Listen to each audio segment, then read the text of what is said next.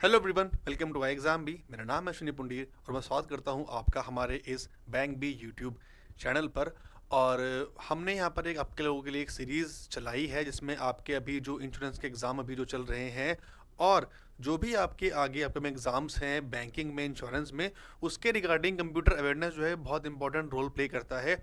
और आपके जो UICL या फिर NICL के जो एग्ज़ाम्स होते हैं उसमें तो खासकर कंप्यूटर आपका 40 मार्क्स का जो है वो आपका सब्जेक्ट के तौर पर आता है। तो उसी को ध्यान में रखते हुए हम लोग यहाँ पर क्लासेस आपके लिए लेकर आ रहे हैं। बिल्कुल ही आपके लिए फ्री क्लासेस हैं।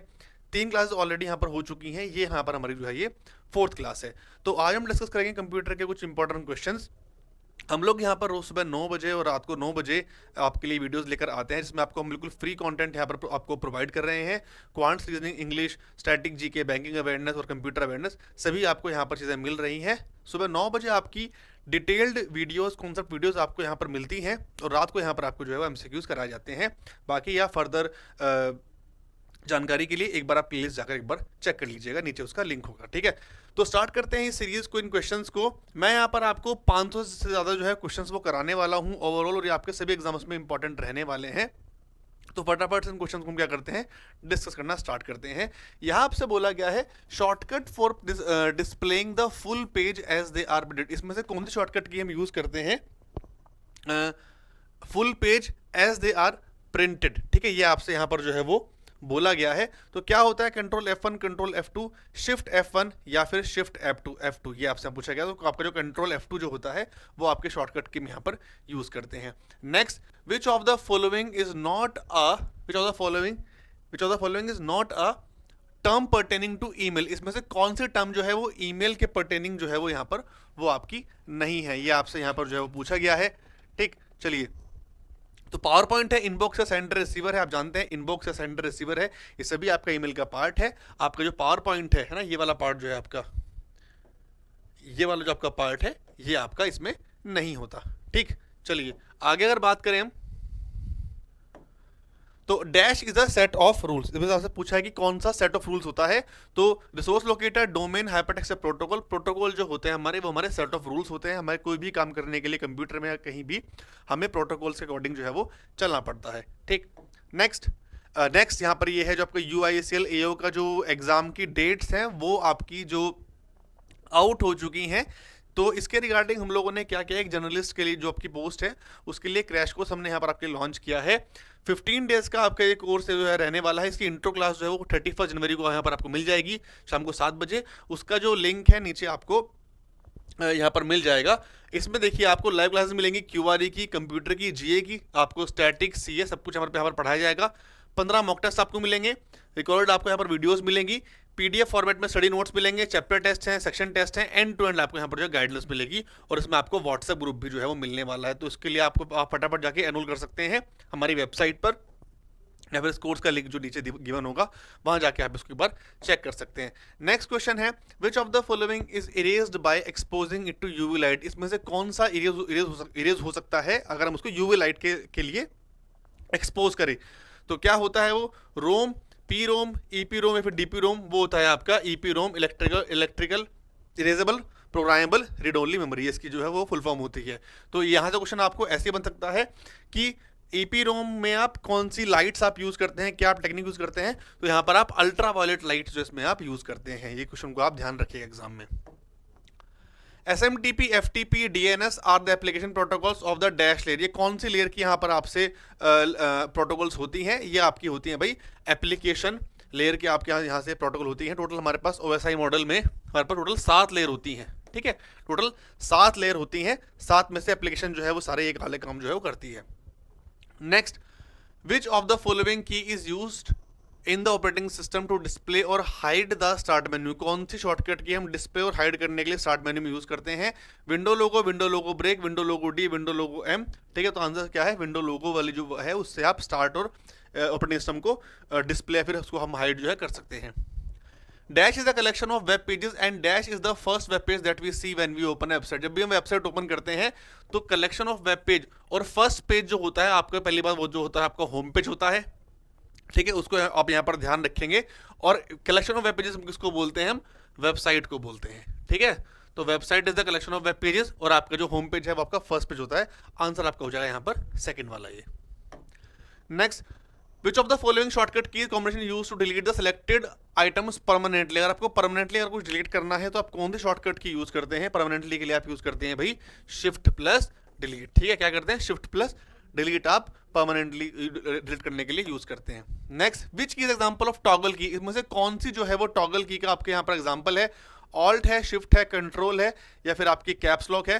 तो कैप्स लॉक जो होती है आपकी यहाँ पर क्या होती है? टॉगल की होती है। टॉगल की बेसिकली फंक्शंस को, फंक्शन की आपको जो फंक्शन आप यूज कर रहे होते हैं अलग, उनके बीच में स्विच करने के लिए काम आती है toggle key. Which among the following is the fastest media transfer to data. ठीक है, अगर आपको डेटा ट्रांसफर करना है तो सबसे फास्टेस्ट मीडियम कौन सा होता है?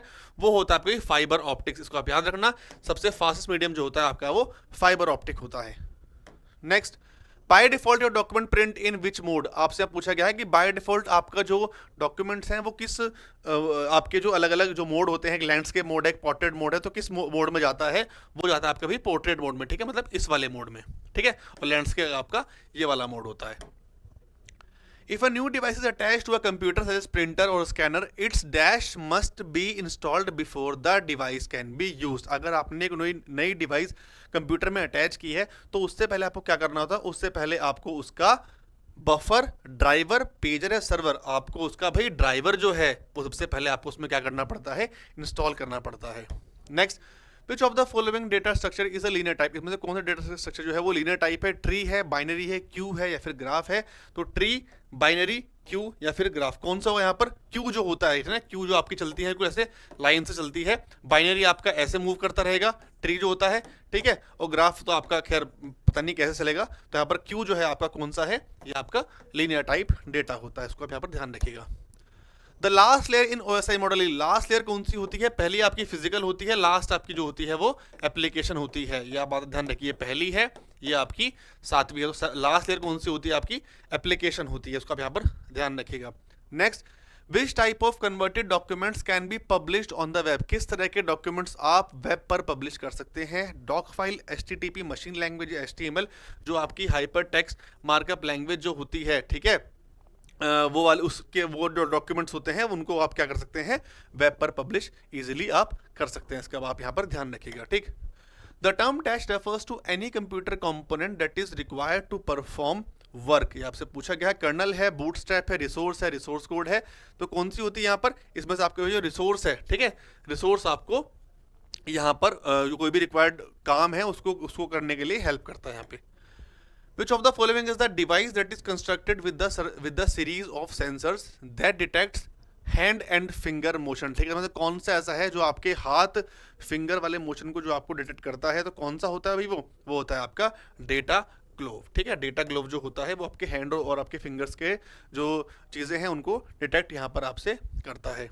आगे चलते हैं। What do we call the time required to send one single bit? अगर आपको वन सिंगल बिट अगर भेजनी है तो उसको भेजने के लिए आप जो टाइम रिक्वायर्ड है उसको क्या बोलते हैं? Bit interval, bit lag, bit rate या फिर बिट फ्रीक्वेंसी। ठीक है, आंसर इसका यहाँ पर क्या होगा? इसका आंसर यहाँ पर क्या है? Bit interval, that is binary digit जो होता है यहाँ पर बिट का मतलब। विच की is use for the relation between the tables. अगर आपको टेबल्स के बीच में अगर कोई अगर आपको रिलेशनशिप जो है अगर फाइंड करनी है तो आप कौन सी की को यहाँ पर यूज करेंगे? ये आपसे यहाँ पूछा गया है। ऑल्टरनेट की, कंपोजिट प्राइमरी की, ठीक है, प्राइमरी की या फिर फॉरेन की। तो यहाँ पर आप क्या यूज करते हैं? आप यहाँ पर फॉरेन की यूज करते हैं। ठीक है, टेबल्स के बीच में दो अलग अलग टेबल होती हैं, वहाँ पर हम फॉरेन की यूज करते हैं। Next, Windows XP which shortcut key is use to cycle through open items in task bar. कौन सी शॉर्टकट की, ठीक है, वो हमें हेल्प करती है?